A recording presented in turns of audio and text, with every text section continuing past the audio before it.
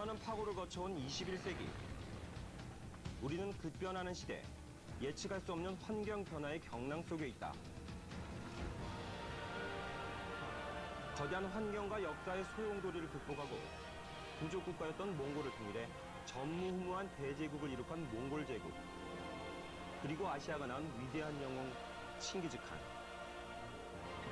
국가를 이루거나 통치해본 경험이 없는 떠돌이 유목민이 세계적으로도 그 유래를 찾아볼 수 없는 대제국을 건설하고 오랫동안 통치할 수 있었던 요인은 무엇일까? 여기 그동안 우리가 비하하고 천시해왔던 유목민의 문화를 연구 분석하고 나아가 우리도 21세기 디지털 유목민이 되어야 한다고 소리 높여 주장하는 사람이 있다. 삼성경제연구소의 윤순봉 부사장. 오늘 명사특강 함께 여는 미래에서 그의 확신에 찬 주장을 들어보기로 한다.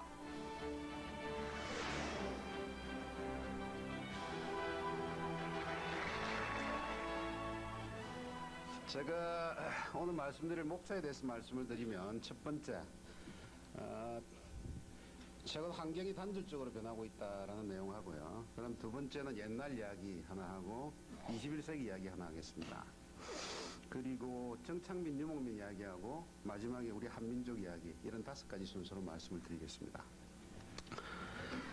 먼저 여러분들께 제가 퀴즈를 하나 내죠. 지금 보시는 비디오가 스파이더맨이라는 영화의 예고편인데요. 한 5억 가까이 들여서 만드는 예고편인데 실제 본 영화에서는 이 장면이 삭제가 돼버렸습니다. 왜 삭제가 됐을까요? 퀴즈 하나 맞춰보십시오.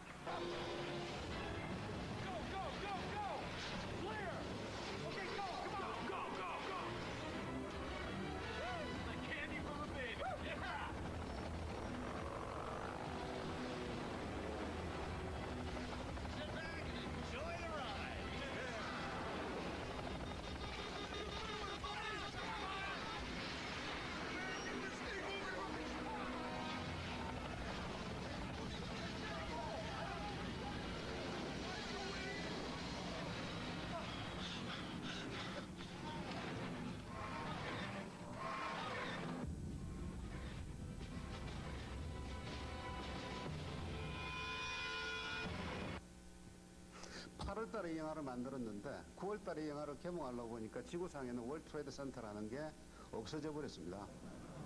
그래서 영화를 할 수 없이 다시 찍고 다시 만들어야 됐지, 이 부분이. 이게 월드 트레이드 센터가 붕괴되는 장면입니다.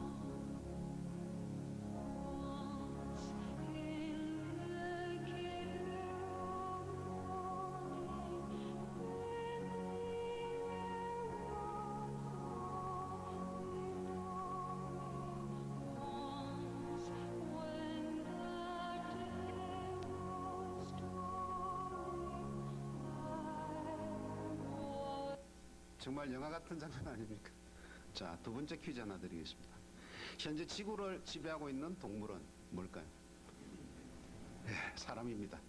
혹시 개미라고 생각해 보신 적 없으십니까? 베르나르 베르베르가 개미라는 책에서 이런 이야기를 하고 있습니다. 지구를 지배하고 있는 것은 사람이 아니고 우리 개미다. 왜냐하면 개미 나이 1억 살이고 사람 나이 300만 살입니다. 개미 나이 60살이면 사람 나이 지금 2살이거든요. 사람은 우리가 지구를 지배한다고 주장을 하지만 개미 입장에서 보면 내 나이 60살인데 작년 초에 지구상에 인간이란 존재가 나타나서 뭐 까불고 황금에 오염하고 하는데 아마 저거 얼마 못 가서 멸종할 것이다 라고 본다는 거죠. 지구상에 사는 개미의 무게가 지구상에 사는 사람의 무게보다 많습니다. 우리와 사는 영역이 틀리기 때문에 사람들은 우리가 지구를 지배한다고 착각을 하고 있습니다만은 개미 입장에서 보면 너무나 당연히 개미가 지구를 지배를 하고 있습니다. 흔히 우리가 공룡 이야기합니다. 환경변화에 적응하지 못하는 전형적인 동물이 공룡이다. 꼬리를 자르면 머리까지 정보가 전달되는데 5분 이상 걸린다. 뭐 이런 이야기를 하는데 공룡이 나이 60살이면 사람 나이 1살입니다. 사람이 공룡을 가지고 환경변화에 적응한다 못한다 이야기할 자격이 없죠. 한 60배 더 살아보고 그렇게 이야기를 해야 됩니다. 개미가 왜 이렇게 지구상에 오래 존재를 할까요? 사람보다 힘이 세지가 않습니다. 머리가 좋지도 않죠. 다만 환경변화에 잘 적응한다는 이야기입니다.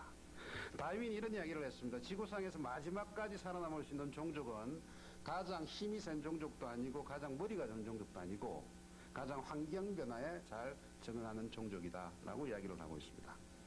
여러분들께서 환경 변화에 적응하시려고 그러면 최소한 이 정도 변신 능력은 갖추셔야 됩니다. 제가 오늘 여러분들께 말씀드리고자 하는 주제는 우리 앞에 다가올 미래 환경은 어떻게 바뀔 것이고, 그래서 우리가 어떤 식으로 대응을 해야 될 거냐라는 키워드에 말씀을 드리는데요. 저희들 다 성질급하니까 답부터 말씀드리겠습니다. 과거의 세상을 살아가던 방식은 대지독패입니다. 크고 만연하고 독야청청하고 다다 그렇습니다. 미래 방식은 정반대입니다. 소속연계입니다. 큰 게 아니라 작아야 되고 만연한 게 아니라 빨라야 되고, 그다음에 스탠드얼론 독야청청한 게 아니라 연결돼야 되고, 닫아 걸어서는 안 되고 열어야 됩니다.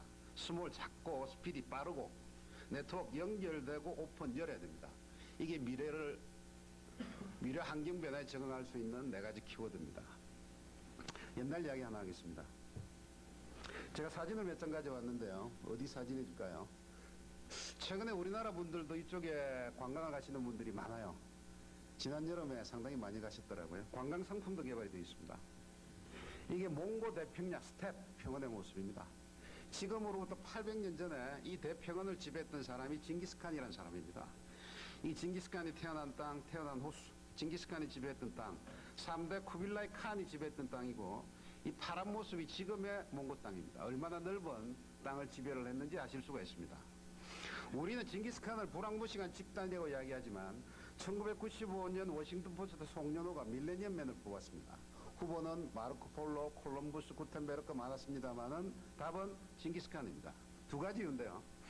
이미 800년 전에 오늘날의 각처 체제에 해당되는 동서양을 아우르는 자유무역지대를 만들었다.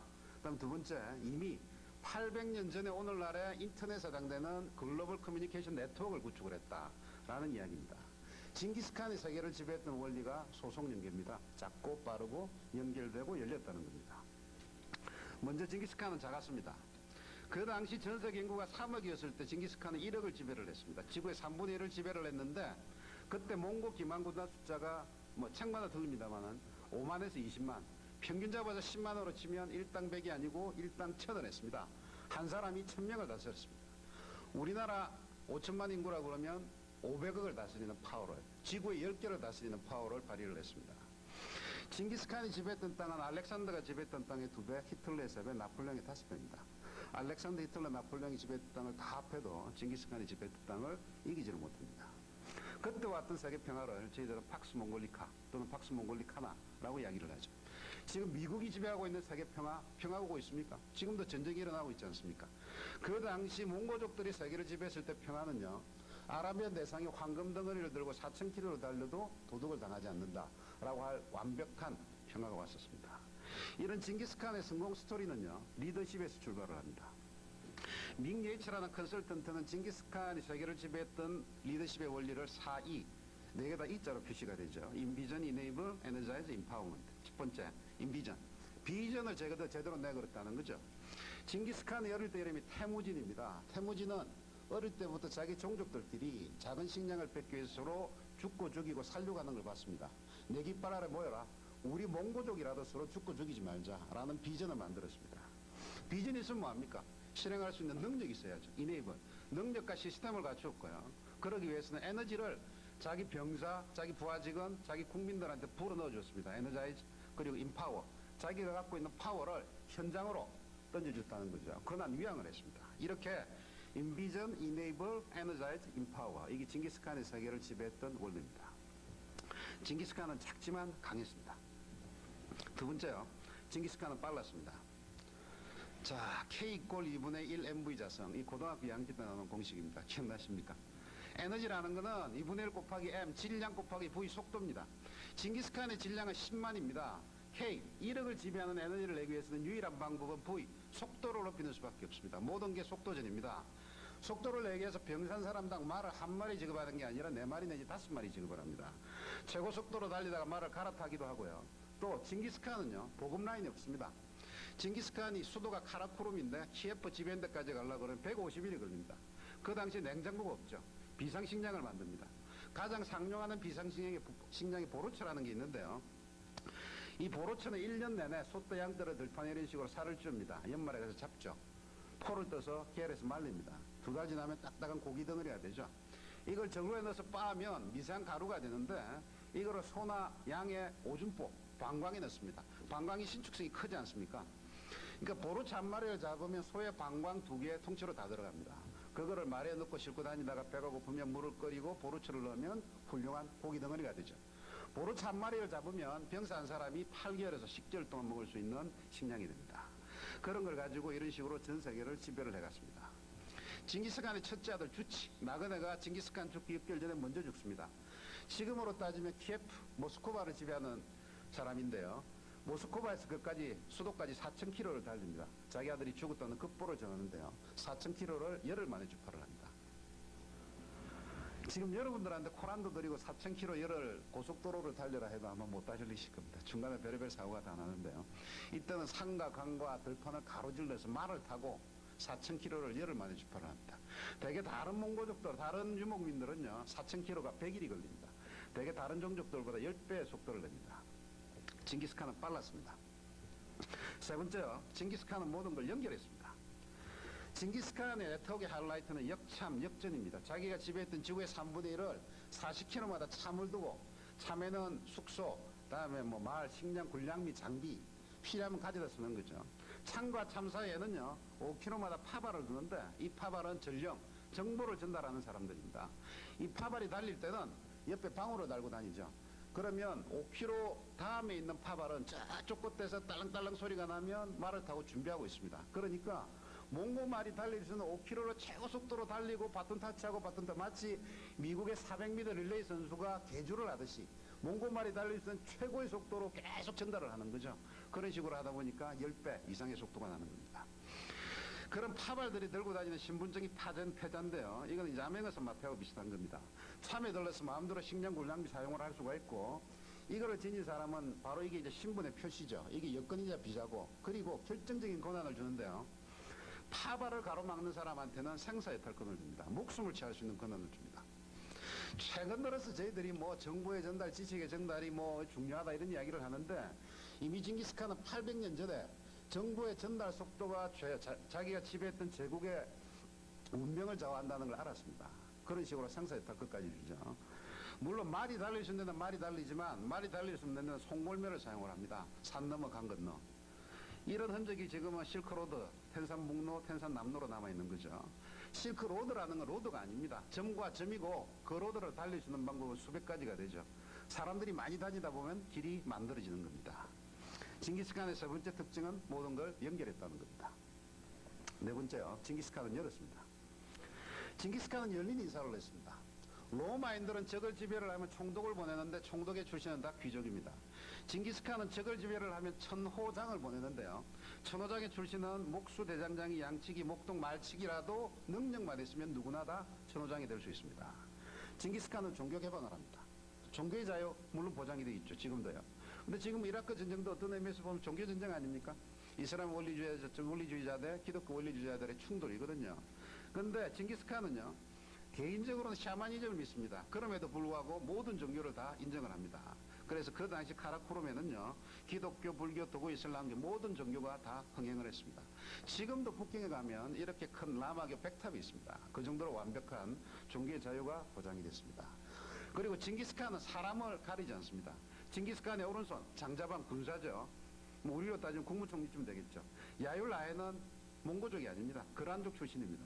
징기스칸의 왼팔, 자파르 코작, 중앙정보부장쯤 되는 사람인데요. 이 사람은 아라비안 대상, 생목인 출신입니다. 우리로 따지면 대통령 우리나라 사람, 국무총리 보라유 사람, 중앙정보부장 아프가니스탄 사람, 이런 식으로 사람에 대한 구분이 전혀 없는 겁니다. 물론 당연히 일대 천으로 지배를 하니까 지방자치제를 실시할 수밖에 없을 거예요.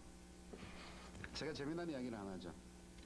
지금으로부터 300년 전 유목민들, 또 최근에 50년 전만 하더라도 에스키모족들은요, 먼 데서 손님이 오면 자기 아내를 손님과 동침을 시킵니다. 이런 습관이 실제 있었습니다. 이거를 정착민들이 보고 유목민들은 정조관념이 희박하다라고 비난을 합니다. 사실은 아니죠. 자, 제가 퀴즈를 하나 내죠. 뭐 조금 야한 퀴즈일지 모르겠습니다만, 이제 부부간에 성관계를 하면 남자가 사정을 하지 않습니까? 정자가 1억에서 5억 마리가 나옵니다. 난관을 뚫고 난자에 도착을 하면 5마리에서 100마리가 도착을 하거든요. 그럼 이 정자는 100마리 중에서, 난자는 정자 100마리 중에서 한 마리를 골라 잡아야 됩니다. 골라 잡고 문을 닫아 그래야 되거든요. 그러면 100마리 정자 중에서 한 마리를 골라 잡는 기준이 뭘까요? 네, 선착순. 군대 갔다 오셨죠?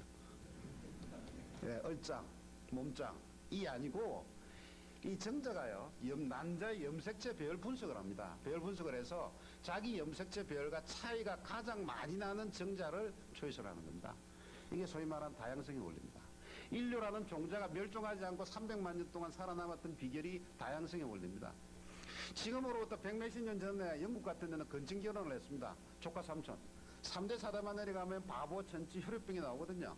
비슷한 피와 비슷한 피를 섞으면 바보, 천치가 나올 수밖에 없습니다. 사회조직도 마찬가지입니다. 똑같은 경로를 통해서 나온 사람들끼리만 서로 모여있으면 흔히 저녁에 저희들이 소주 대포 한잔 할 때 고참이 뭐 내가 옛날에 말이야 뭐 너그만 할 때는 이런 거 해서 하면 벌써 한 10번쯤 들었고 그런 이야기 있지 않습니까? 그럼 그 조직이 피를 안 섞었다는 겁니다. 이제는 순혈주의 순종 문화가 강한 게 아니라 순종보다는 잡종보다는 이종 문화가 더 강하다는 거죠. 이종들끼리 피를 섞어서 새로운 아이디어를 내는 조직, 이 강한 조직이라는 겁니다. 그래서 이 몽고족들은요 100km를 가도 자기 종족, 500km 가도 자기 종족, 1000km를 가도 자기 종족입니다. 자기 종족들끼리 피를 섞으면 자기들이 멸종한다는 걸 알고 있습니다. 그래서 먼 데서 손님이 오면 그냥 동침을 시키는 게 아니고 시족장 예를 들어서 품질 감정을 해야죠. 이빨 벌리 봐라 이래가지고 딱 보고 품질이 좋다 그럼 날 잡아가지고 동침을 시키는 겁니다. 이게 다양성의 원리입니다. 징기스칸의 네 번째 특징, 열었습니다. 열어서 새로운 걸 창조를 했습니다. 자, 옛날 이야기 요약을 하겠습니다. 징기스칸의 세계를 지배했던 원리, 첫 번째 빨랐습니다. 작았습니다. 두 번째 빨랐습니다. 세 번째 모든 걸 연결을 했고, 네 번째 모든 걸 열었습니다. 소속력입니다. 자, 제가 800년 전 이야기했으니까 21세기 이야기하겠습니다. 역시 21세기를 지배하는 자는 기술을 가진 자입니다. 기술을 지배하는 민족이 세계를 지배를 하고 기술을 가지고 있는 기업들이 세계를 지배를 합니다. 최근에 보면 뭐 테크놀로지 해가지고 많이 나옵니다. IT, BT, RT, NT, CT, ET. 저는 이제 하도 이게 T자가 골치가 아파가지고 이걸 저는 T 브라더즈라고 부르고 있습니다. T 브라더즈가 진전이 되면 혹시 이런 세상이 오진 않을까요? 뭐 가상의 그림입니다만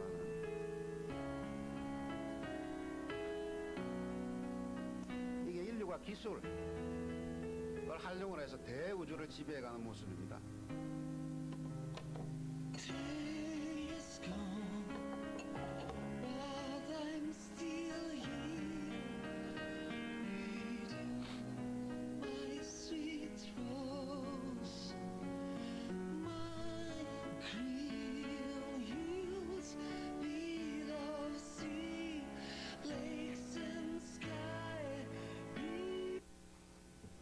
이건 정반대 모습이죠. 사람이 기술을 활용해서 소우주를 지배해가는 모습입니다. 기계로 이런 백혈구 같은 걸 만들어 사람 피 속에 들어가서 병균을 잡아내는 모습이죠. 뭐 좌우지간 이런 여러 가지 기술들이 발전을 하고 있는데요. 현재 저희들이 피부에 가장 가깝게 다가오고 있는 기술이 소위 IT 기술, 디지털 기술입니다. 디지털 기술은 여러 가지 특징이 있죠. 에브리웨어. 모든 곳에 컴퓨터 칩이 들어간다.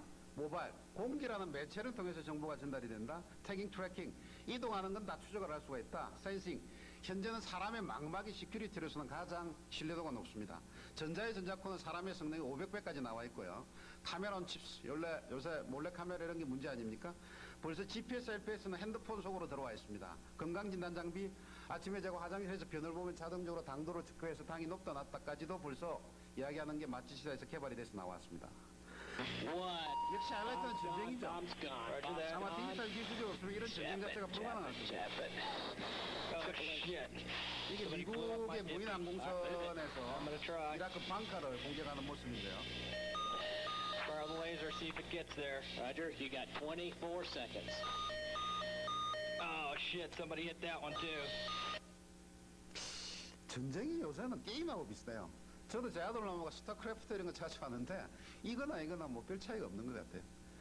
제 군대 다닐 때 하더라도 뭐 찔러총, 빼총 이런 거 했는데 요새는 게임하듯이 전쟁을 하더라고요. 자, 이런 게 이제 디지털 기술의 발전인데 사실은 이런 디지털 기술의 발전은 뭐 저희들이 뭐 깊이까지 알 필요가 없습니다. 이거 가지고 밥 먹고 사는 사람들이 많으니까 그 사람 밥그릇을 인정을 해주고 그 대신에 이런 디지털 기술의 진전으로 인해서 세상이 어떻게 바뀌고 이 바뀌는 세상에 우리가 어떤 식으로 적응을 해야 될 거냐는 거는 반드시 짚고 넘어가야 됩니다. 역시 디지털 기술의 하이라이트는요, 사이버 스페이스입니다. 가상 공간. 여러분들 매일 아침 이메일 쓰시지 않습니까? 지구상의 10억 인구가 이메일을 사용하는데 도대체 그 넓은 가상의 공간이 어디 존재합니까? PC 안에, 선 안에, 라인 안에, 서버 안에 존재하지 않지만 존재하는 이런 가상의 공간입니다. 이런 가상의 공간은요, 처음에 먼저 점, 노드에서 시작이 됩니다. 점과 점이 연결이 되면 선이 생기는데 이걸 저희들 링크, 사이버 링크라고 합니다.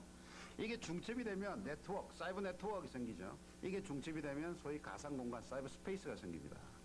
이 사이버 스페이스에서 작동하는 원칙이 희한하게도 소, 속, 연, 개입니다. 하나씩 말씀드리겠습니다. 점에서는 무슨 일이 일어나고 있느냐? 사이버 노드. 무어의 법칙이라는 게 작동을 하는데요. 이 고든 무어라는 사람은 여러분들 잘 아시는 인텔이라는 회사의 창립자죠. 이 사람이 이런 이야기했습니다. 정보를 처리하고 보관하는 능력이 18개월마다 2배씩 늘어나지만 비용은 똑같다, 이런 이야기 아니겠습니까? 여러분들 PC 예를 들어서 밑에 보시는 바와 같이 컴퓨터가 286, 386, 486, 펜텀 1, 2, 3, 4로 올라가지만 PC 값은 더 떨어지는 거 아닙니까? 예를 들어서 제가 요거 갖고 있는 게 센스 Q30인데요. Q30인데 요걸 290만 원, 300만 원 주고 샀거든요. 이거를 만일에 40년 전에 IBM 호스트로 똑같은 성능을 한다 그러면 아마 30억 가까이 줘야 될 겁니다. 30억짜리를 지금 제가 300만 원에 쓰고 있고, 이거 5년 있다가 청계천이나 용산에 갖다 놓으면 3만 원도 못 받습니다. 그 정도로 정보를 처리하고 보관하는 능력이 기하급수적으로 향상된다는 거죠. 결국 그거의 매개체는 반도체라는 거죠. 삼성 반도체 황창규 사장의 모습인데요. 이 사람이 여행을 다닐 때 한 2기가 내지 3기가의 정보를 들고 다니는데 가방 안에, 만일에 이게 옛날 같으면 서류로 프린트를 했으면 이분 뒤에 보잉 747 2대가 아마 따로 따라다녀야 될 겁니다. 그거를 이만한 가방 안에 넣고 다닌다는 거죠. 그래서 이제는 옛날에는 큰 게 좋다, 좋은 게 큰 게 좋다, 제네럴 모터의 좋은 거는 국가에도 좋다, 이런 캐치프레이즈들이 있었습니다만 이제는 큰 게 좋은 게 아니죠. 작은 것이 아름답다. 여러분 인터넷에 들어가서 스몰 이즈 뷰티풀이라고 한번 쳐보십시오. 키워드가 아마 수백 개, 수천 개가 뜰 겁니다. 지금 대유행입니다. 작은 것이 아름답다는 거죠. 첫 번째, 작은 것이 강하다는 게 마이크로 코점입니다. 마이크로, 작다, 코점 세상. 작게 만들면 만들수록 부가가치가 높은 세상이 마이크로 코점입니다. 두 번째요, 점과 점을 연결을 하면 선이 생깁니다. 이걸 저희들 링크, 사이버 링크라고 이야기하죠. 그래서 먼 거리를 가깝게 연결시켜주면 거리가 소멸이 되고, 거리가 소멸이 되면 시간이 소멸이 됩니다. 스피드가 따라 붙는 거죠. 이런 세상을 텔레코점, 먼 세상을 연결해주면 스피드가 난다는 거죠. 그래서 제리 양이라는 사람은 이렇게 이야기를 하고 있습니다. 이제는 크다 작다 가지고 시비 걸지 마라. 당신이 얼마나 빠르나 넣느냐, 이게 관건이다 라고 이야기를 하고 있죠. 세 번째요, 이런 선들이 중첩이 되면 면이 생깁니다. 이걸 저희들은 네트워크, 사이버 네트워크라고 그러죠. 사이버 네트워크에서는 메칼프의 법칙이라는 게 작동을 하는데요. 노드수, 아까 제가 말씀드렸죠. 노드수는 비례해서 증가를 하지만 네트워크 수는 기하급수적으로 증가한다라는 게 메칼프의 법칙인데요. 몇 년 전에 있었던 사건입니다. 옥션닷컴, 이금용이라는 사장이 이제 옥션닷컴에 사장을 했을 때 이 회사가 주식 50%를 이베이라는 회사한테 1,500억에 팔았거든요. 그럼 이 회사 가치가 얼마입니까? 3천억 아닙니까? 저도 이금용 사장을 잘 알아서 사무실에 한번 놀러 가보면 뭐 방이 이거보다 작지 않습니까? 이러다 칸막이 몇 개 치놓고 뭐 PC server 몇 개 갖다 놓고, 우리의 전통적인 재무 가치로 따지면 50억도 안 되는 회사입니다. 이걸 천하 이베이가 3천억이라는 돈을 주고 샀단 말이죠. 그럼 나머지 2,950억은 뭡니까? 그냥 돈을 갖다 뿌린 겁니까? 아니거든요. 옥션닷컴이 사이버 스페이스상에서 만드는 네트워크의 가치를 2,950억으로 인정을 한 겁니다. 옛날에는 네트워크를 가지고 돈을 가치를 인정을 안 했어요. 네트워크, 이제 휴먼 네트워크도 그 사이버 네트워크 있는데, 휴먼 네트워크가 뭡니까? 우리말로 표현하면 신발 문수, 마당발, 이런 게 휴먼 네트워크 아닙니까?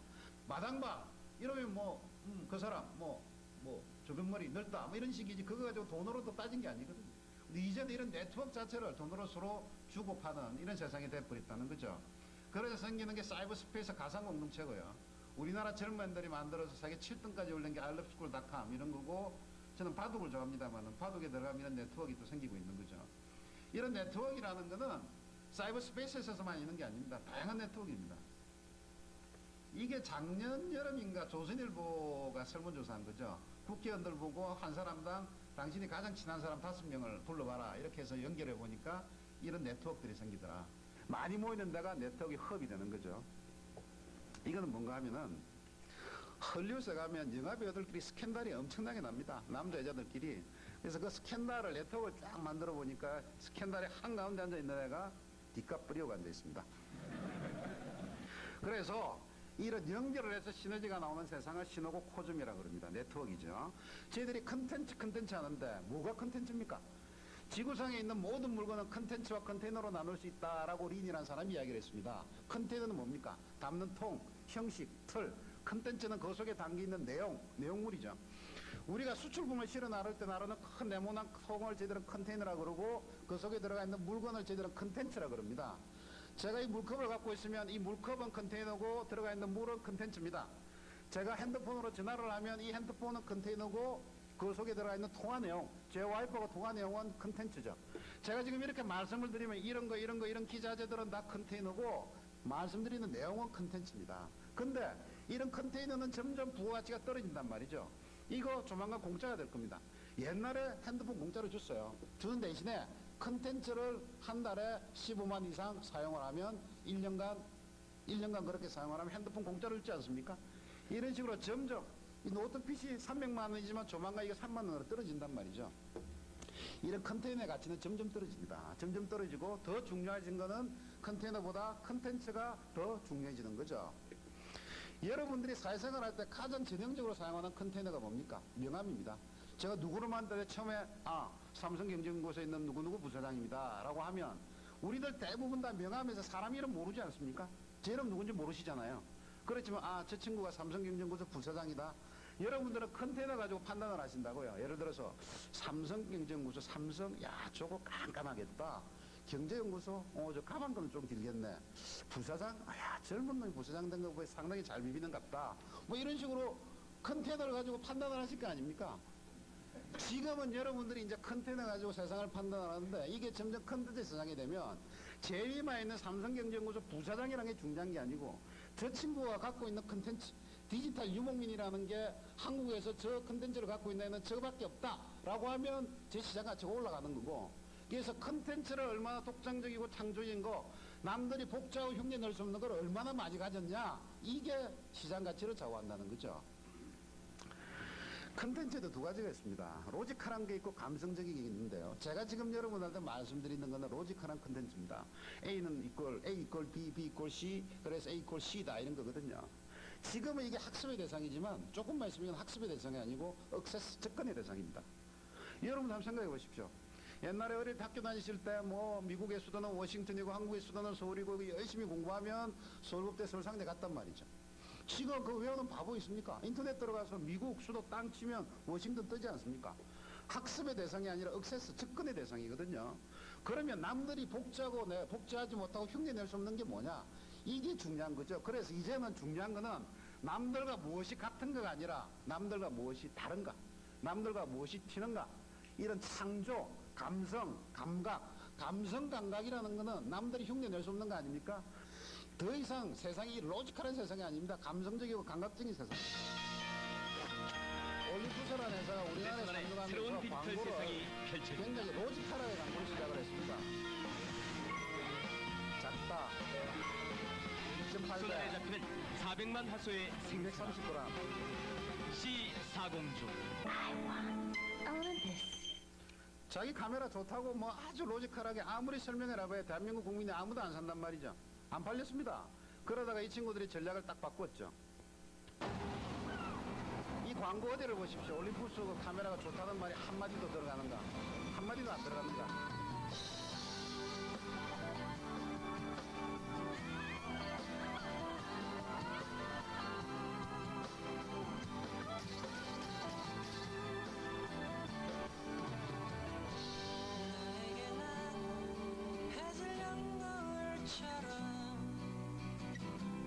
한편의 아름다운 추억이 되고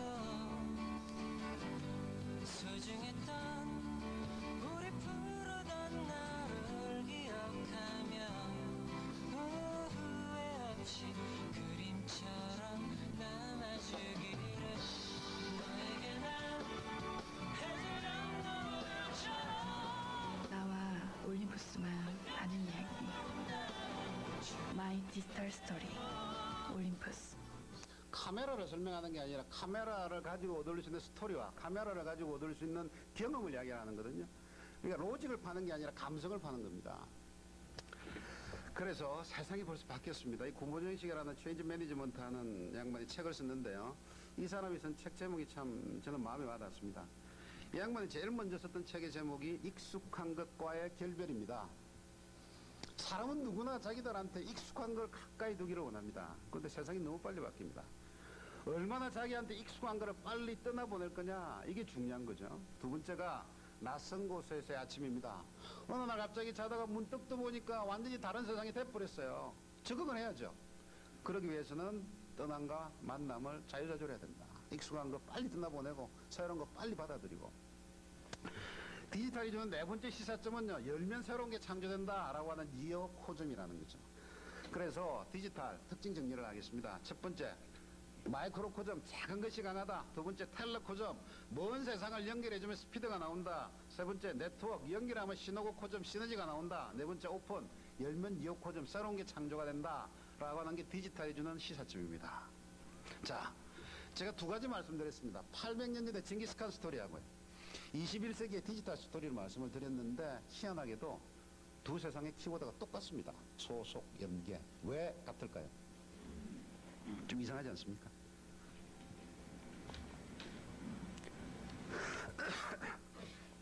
그 연결고리에는 유목민이 있습니다. 인류 역사상 최고의 유목민이 징기스칸 군대고요. 우리 앞에 전개될 21세기는 정착민의 시대가 아니라 유목민의 시대이기 때문입니다. 자, 중학교 1학년 때 들어가면 사회교과서에 나오는 그림이 이 그림입니다. 이게 소위 말하는 인류 문명의 발상지, 이렇게 해서 비우지 않습니까? 저도 한 3년 전까지 이게 인류 문명의 지도인 줄 알았습니다. 근데 최근에 제가 이제 유목민 연구를 많이 하다 보니까 이거는 인류 문명의 발상지가 아니라 정착문화의 발상지입니다. 인류는요, 정착민과 유목민으로 나눌 수가 있는데 300년 전 산업혁명이 일어나기 직전까지도 지구의 대부분을 지배했던 사람들은 정착민이 아니고 유목민들이 지구의 대부분을 지배를 했습니다. 산업화 이후 정착민들이 지구를 지배를 했죠. 근데 왜 우리가 정착민의 역사를 인류의 역사라고 착각을 하고 있을까요? 김종대라는 사람이 참 재미난 이야기를 했는데, 정착민은 역사를 종이에 기록을 하지만 유목민은 역사를 바람에 새긴다. 얼마나 시적입니까? 그래서 혹시 여러분들 시간 나시면 주말에 이 책 한번 읽어보십시오. 김종대 씨가 쓴 책 중에 유목민 이야기 바람에 새겨진 역사라는 책이 있습니다. 이거 신문기자가 썼기 때문에 아마 여러분들 한 2시간, 3시간 읽으시면 독보가 되는데, 아마 과거 이야기인데 미래 주는 시사점이 굉장히 많습니다. 역사를 정착민이 기록을 하다 보니까 유목민 이 명칭도 희한합니다. 흉노족, 시끄러운 족놈들, 돌글족, 날뛰는 콜족들, 몽고족, 아둔하고 낡은 종족들. 아둔하고 낡은 종족이 지구의 3분의 1을 지배를 할 수가 있습니까? 모든 게 역사를 기록하는 사람 마음대로 쓰는 거죠. 유목민의 계보는 스키타이, 훈, 몽고 이렇게 내려오는데요. 스키타이가 불안무식한 집단이라고 역사에 기록이 되어 있습니다만은 유물을 발굴을 해보니까 스키타이 왕자가 입었던 갑옷이 황금 갑옷입니다. 문명석입니다. 흉노 돌골 몽골로 이어지는데요. 흉노족의 왕 순의 모습이 이런 식으로 지금도 새겨져 있고, 이 지도가 상당히 재미난 지도인데 한번 보십시오. 한나라 역사책을 보면 이게 만리장성이 있고 만리장성 넘어야 흉노족이 사는데, 이 흉노족에는 오랑캐가 시도 때도 없이 넘어와서 약탈을 한다 이렇게 되어 있는데요. 최근에 역사학자들이 발굴을 해보니까 한족이 지배했던 땅은 요거만큼이고요, 흉노족이 지배했던 땅은 이거만큼입니다. 요게 흉노족이 지배했던 땅이거든요. 흉노가 오랑캐입니까? 한나라가 오랑캐입니까? 한나라가 오랑캐입니다. 제가 말씀드리고 싶은 거는 성을 쌓는 자와 길을 만드는 자의 차이점을 말씀을 드리겠습니다. 정착민들은 성을 쌓습니다. 여러분들 북경에 가시면 반드시 가시는 데가 북경 만리장성 8달역입니다. 이게 뭐라고 되어 있습니까? 비석이 하나가 있죠. 장성을 오르지 않고 장부를 하지 마라 해놓고 또 옆에 이제 설명서가 있습니다. 달에 가서 지구를 쳐다보면 눈으로, 육안으로 볼 수 있는 유일한 인공 구축물이 만리장성이다. 중국 사람들 폼 재어놨지 않습니까? 거꾸로 생각하면요, 만리장성이라는 것은 800년에 걸쳐서 수십만 명이 죽으면서 장성을 했습니다. 그러면 장성 너머에 얼마나 무슨 종족이 살았길래 800년에 걸쳐서 수십만 명이 죽으면서 장성을 쌓았을까요? 최근에 발견된 톤유쿠크 빈문에는 성을 쌓는 자는 반드시 망할 것이며 끊임없이 이동하는 자만이 살아남을 것이다. 길도 마찬가지입니다. 정착민들은 길이 있으면 간다는 거고요, 유목민들은 내가 가다 보니까 길이 만들어졌다는 겁니다. 길을 만드는 자가 이길까요? 성을 쌓는 자가 이길까요?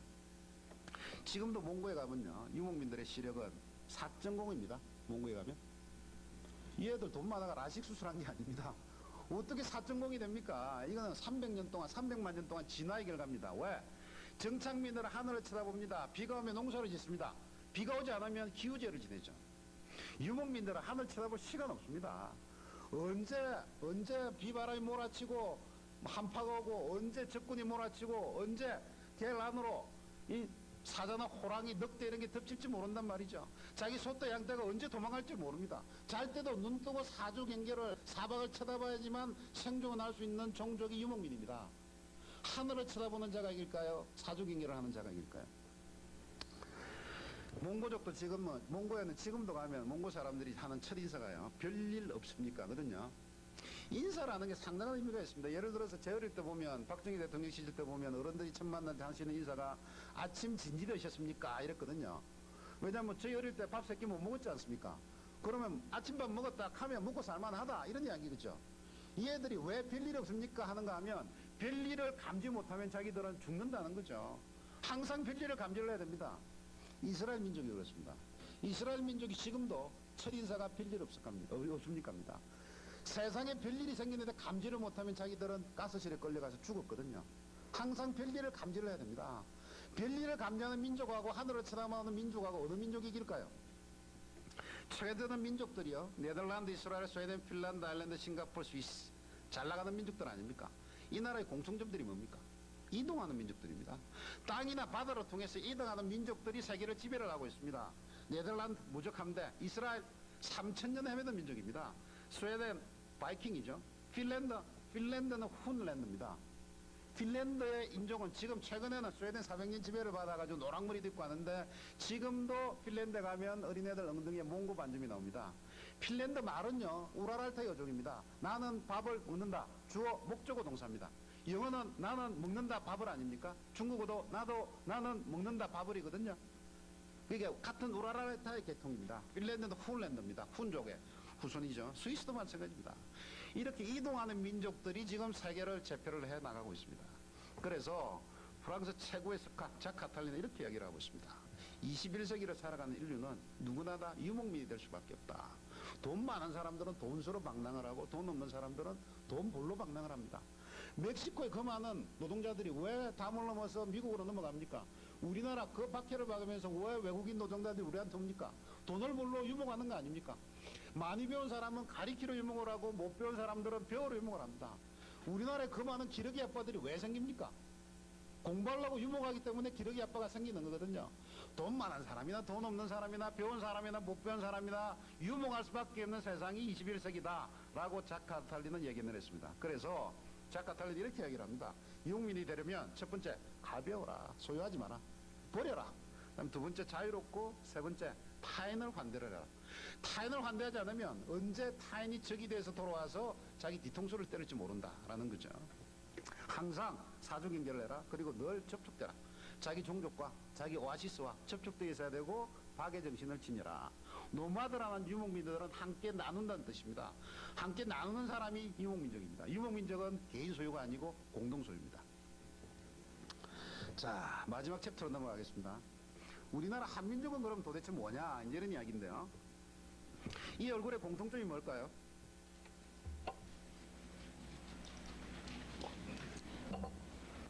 최근에 프랑스 파리에서 뜨는 우리나라 패션 모델들의 공통된 얼굴입니다. 우리나라 평균적인 얼굴은 아닌데요. 이 얼굴이 전형적인 북방계 몽골리안의 얼굴입니다. 정반대 얼굴이 이 얼굴입니다. 남방계 몽골리안. 우리가 뭐 당군의 자손 한 핏줄하는 건 사실 거짓말이고, 인류학적으로 분석을 하면 우리나라는 남방계 몽골리안이 20%고 북방계 몽골리안이 80%입니다. 이 남방계 몽골리안은요, 배를 타고 쌀을 가지고 인도, 버마, 태국에서 넘어왔습니다. 우리한테 쌀 농사를 가르쳤죠. 지금도 우리가 쌀을 짓는 데서는 많은 용어들이 태국, 버마에 가면 그대로 통합니다. 그리고 옛날 책 같은 데 보면 뭐 우리나라 김수로왕의 왕비는 인도 와이타 왕국의 왕녀였다, 뭐 이런 이야기들이 있지 않습니까? 이게 다 남방계 흔적이죠. 반대 얼굴이 이런 얼굴인데요. 이 북방계 몽골리안 얼굴입니다. 이 사람들이 왜 얼굴이 이렇게 됐냐면 진화의 결과입니다. 겨울에 영하 40도, 50도씩 떨어집니다. 우랄 산맥, 알타이 산맥 이런 데 가면요. 그래서 옷을 입어도 얼굴을 내놔야 되기 때문에 얼굴을 통해서 몸의 열이 작게 발산되도록 얼굴이 진화가 됩니다. 어떻게 진화가 되느냐 하면 눈이 자꾸 쭉 찢어집니다. 그리고 코가 자꾸 콧구멍이 좁고 입술이 자꾸 도톰하죠. 그리고 눈 위에는 몽골리안 아이폴더라고 해서 기름띠, 지방질이 쫙 낍니다. 그래서 여자들이 쌍꺼풀 할 때 지방질 제거한다고 그러잖아요. 지방질이 많으면 많을수록 북방피가 많다는 거죠. 이게 북방백희고 키피고 이게 남방기 얼굴입니다. 대개 보면 우리나라가 80%가 이 얼굴이고요. 20%가 이 얼굴입니다. 옆에 분 얼굴 한번 보시죠. 그 요새는 피가 섞여가지고 코 위에는 북방개고 코 밑에는 남방개고 뭐 이런 분도 계시고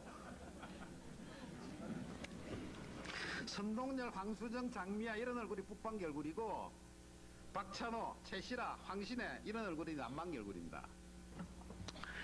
이 북방개에서 주요 핵심 그 단어가 이 칸이라는 겁니다. 우리가 신라시대 때 마리칸 할 때 칸, 징기스칸 할 때 칸, 대한민국 할 때 한, 사만 지난 마음 변환할 때 한 이런 거거든요. 저는 다니면서 계속 주장하고 다니는 게 대한민국 국호를 영어로 표현할 때 바꾸자. 지금 대한민국을 영어로 표현할 때 리퍼블릭 오브 코리아라고 그러지 않습니까? 대 그레이터 칸 리퍼블릭, 그레이터 칸 리퍼블릭, 위대한 칸의 제국 이런 식으로 바꾸자라고 다니고 있습니다. 일본 사람들이 지금 한류를 깐유라 하는데 칸유가 아닙니다. KAN으로 쓰면 안 되죠. KHAN으로 써야 됩니다. 칸. 이 칸이란 용어가요. 오랄타에서는 뛰어나다, 어떤 데다 우수하다, 족장, 추장 이런 걸 칸이라 그럽니다. 오랄타 계통에서는 다 공통적으로 나타나는 거죠. 그러면 이런 우리나라의 이런 방랑 유목의 기질이 어디서 펼쳐지고 있느냐? 젊은 애들이 사이버 스페이스에서 펼치고 있습니다. 이 좁은 땅덩어리에서 도저히 길을 발산할 수가 없거든요. 우리나라가요, 초고속 인터넷 사용률이 전 세계 1등인데 2등하고 더블 차이입니다. 얼리 어댑터. 뭐든지 나오면 반드시 써봐야 됩니다. 이게 우리나라 최고입니다. IT 분야는 전 세계 1등입니다. 이게 제 사무실에 있는 그 서재훈이라는 친구인데 28살짜리 텔레비전에 여러 번 나왔어요. 우리나라의 가장 대표적인 얼리 어댑터인데 이 친구 가방을 뒤비면 항상 1000만 원에 가까운 얼리 어댑터 제품이 나옵니다. 제가 며칠 전에 또 이 친구 가방을 뒤졌더니 이런 게 나오더라고요. 이거 뭔지 아시죠? 최근 히트 제품입니다. 이게 뭐냐면 키싱 러브 테스터라고 그래가지고 남자 여자 궁합 맞추는 기계입니다. 어떻게 맞추느냐? 남자고 여자고 이제 처음에 데이트를 하면 딱 만나가지고 남자가 이쪽에 손을 대고 여자가 이쪽에 손을 대고 둘이서 키스를 합니다. 그러면 소리가 둘 중에 하나가 나오는데 띵동땡 소리가 나든지 찌찌찌찌 소리가 납니다. 그럼 찌찌찌 소리가 나면 궁합이 안 맞는 거고 띵동땡 소리가 나면 궁합이 맞는 거거든요. 이 안에는 엄청난 원리가 들어가 있습니다. 무슨 원리가 들어가 있을까요? 무작입니다. 지맛대로 소리가 납니다. 아무 원리가 없어요. 근데 이게 엄청나게 발립니다. 근데 젊은 애들은 이거 찌찌찌 소리 나는 걸 더 원한다 그래요. 왜? 아이 고장났다. 다시 한 번 더 키스하자 이런데.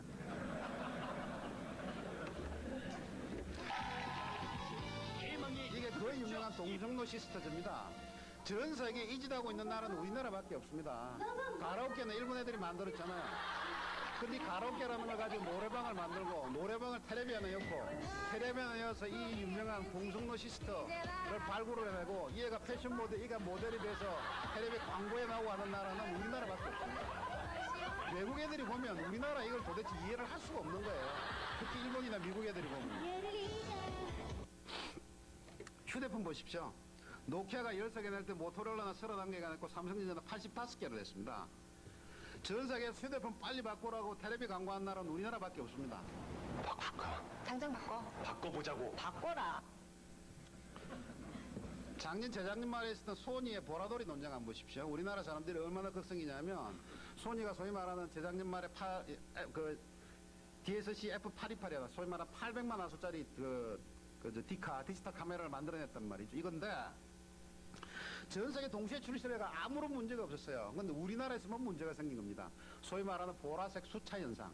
이걸 인터넷에 애들이 뭐라고 이름을 붙였냐면 보라돌이라고 이름을 붙였어요. 보시면은 요걸 확대해서 보여드리면 요쪽에 보라색으로 보이시는 거 있죠? 요게 색분해를 하다 보면 디카에서는 다 발견하는 겁니다.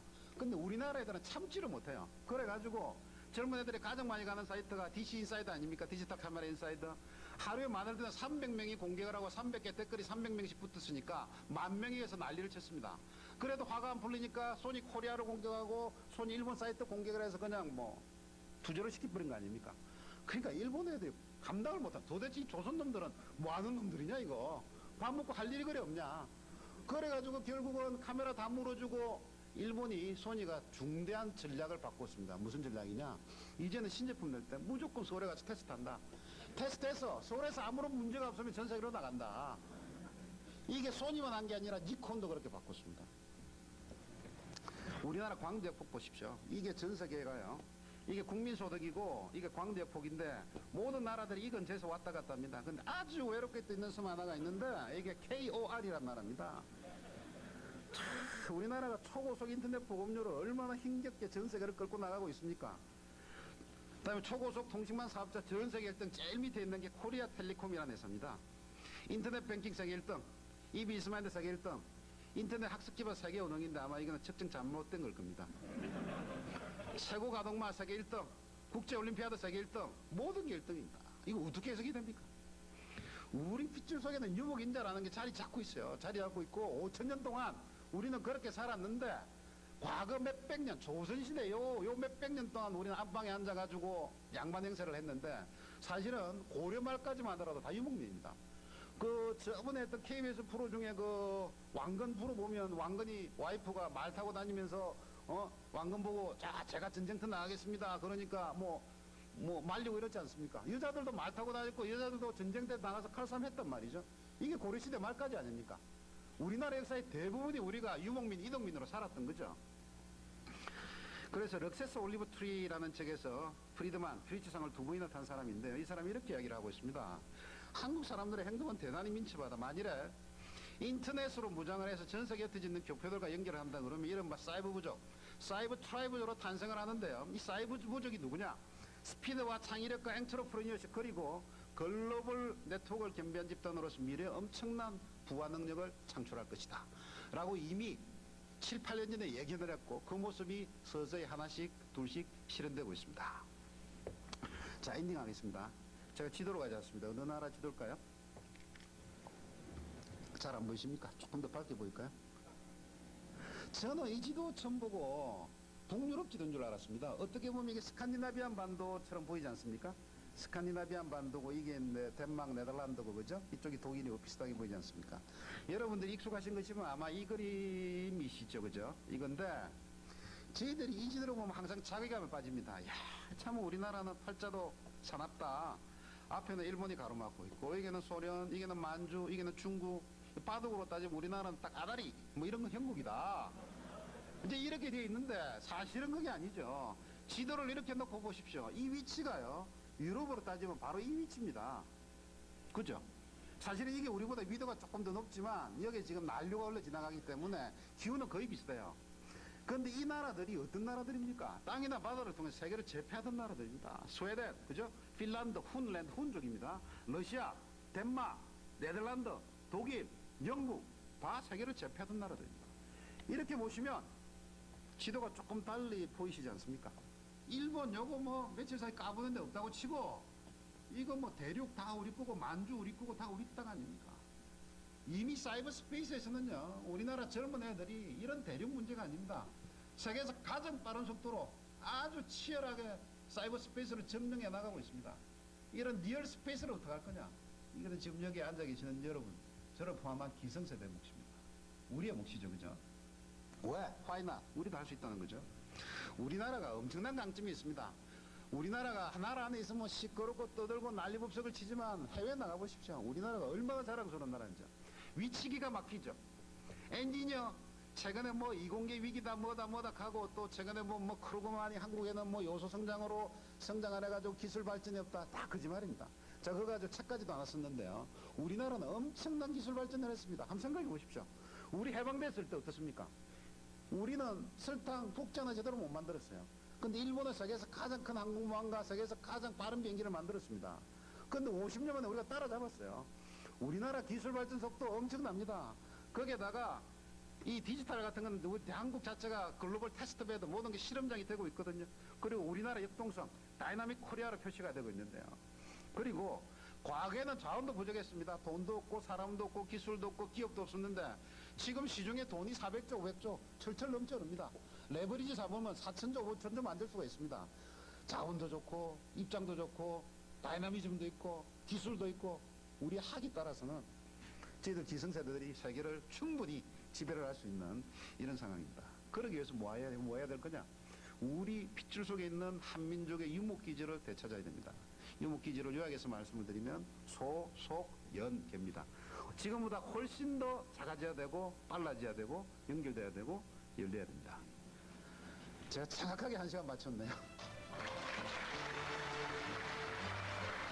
윤석호 부사장 진심으로 거듭거듭 감사드립니다. 감사합니다.